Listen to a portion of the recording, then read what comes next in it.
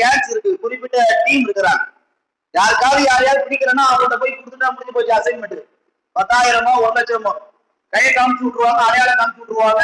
கடைசியில பணத்துக்காகவே ஒரு சமூகத்தில ஒரு வாலிப சமூகம் நம்முடைய எதிர்காலத்தை மறந்து, லட்சியத்தை மறந்து, தான் ஒரு படித்தவனாக வர வேண்டும் என்ற உன்னதமான அந்த ஆசையை எல்லாம் மறந்து, மொத்தத்திலே இந்த உம்மத்திலே ஒரு பொறுக்கியாக, ஒரு போக்கிரியாக, ஒரு ரவுடியாக, ஒரு தாதாவாக உருவாகக்கூடிய ஒரு வளம் வரக்கூடிய ஒரு அவல நிலைதான் இன்றைக்கு இந்த உம்மத்திலே அரங்கேறி இருக்கிறது. மறுபக்கம் இந்த சமுதாயத்திலே படிக்க வைக்கக்கூடிய தலைமுறையை உருவாக்குவதில் பெற்றோர்கள் ஆண்டு ஆண்டு அவர்கள் தோல்வியை தான் அடைந்து கொண்டு வருகிறார்கள். பொதுவாக இஸ்லாமிய உம்மத்துல எல்கேஜில இருந்து 10th வரைக்கும் படிக்க வைக்கிறாங்க.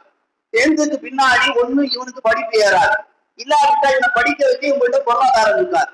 இந்த ரெண்டுத்துல எங்கேயாவது அடி வாங்கிதான் அந்த வாலிபன் வாழ்க்கையை துவக்கிறான். ஒன்று படிப்பு ஏறாமல் வெளிநாட்டுக்கு செல்லுகிறார், இல்லாவிட்டால் படிக்க வைக்க முடியாமல் உள்நாட்டில ஏதோ கிடைத்த வேலையை வாழ்ந்து கொண்டிருக்கிறான்.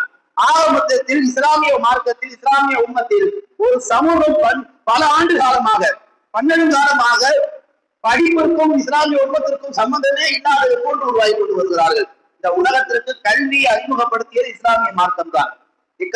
நபியே நீங்கள் படியுங்கள் என்று சொன்ன முதல் மார்க்கம் இஸ்லாமிய மார்க்கம்.